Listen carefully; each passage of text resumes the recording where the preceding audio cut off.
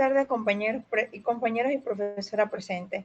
El día de hoy estaremos compartiéndoles una diapositiva, mis compañeros y yo, el lenguaje de programación sobre Python.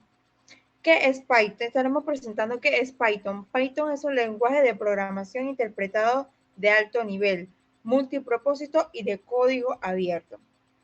También estaremos presentando 3 editores en línea, como Reptil, que es un editor de código basado en navegador, soporta múltiples lenguajes.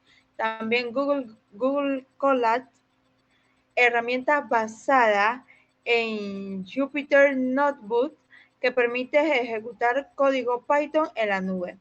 También Jupyter Notebook, que es una interfaz interactivo que permite escribir y ejecutar código Python en bloques.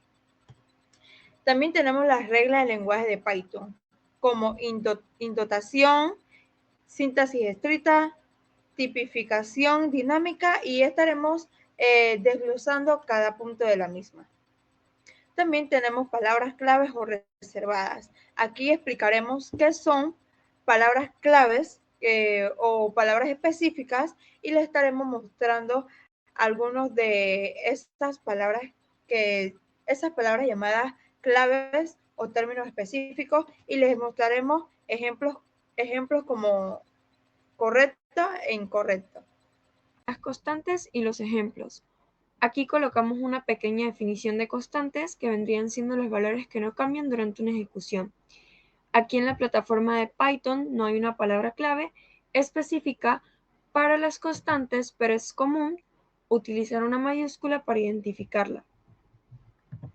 Luego tenemos algunos tipos de datos y sus ejemplos, como podemos observar en pantalla. Tenemos entero, punto flotante, número complejo, cadena de caracteres, booleano, mapa de diccionario, listas, dupla, conjunto, conjunto inmutable, rango y por último tenemos binario.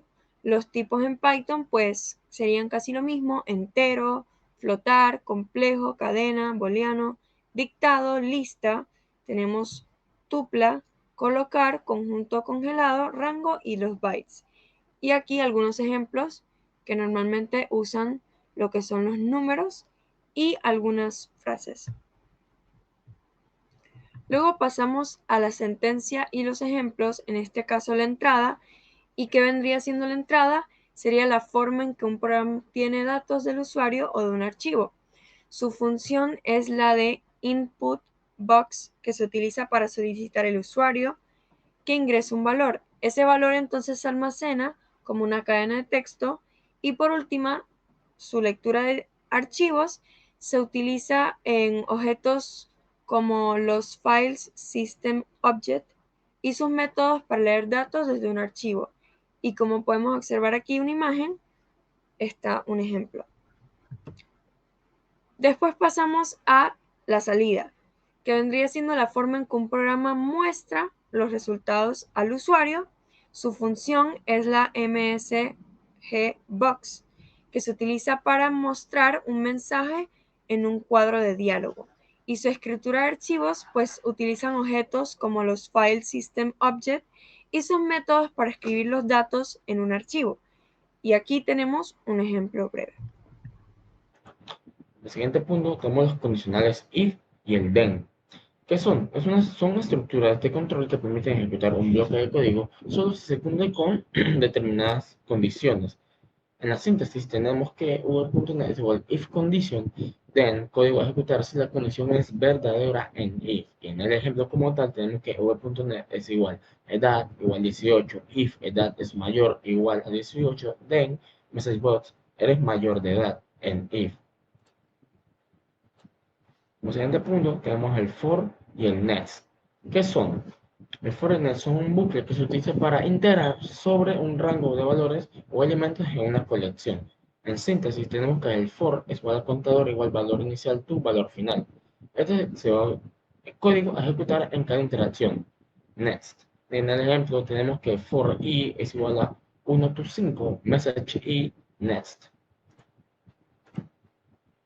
Por último tenemos el while. ¿Qué es? Es otro tipo de bucle que se ejecuta mientras se cumple una determinada condición.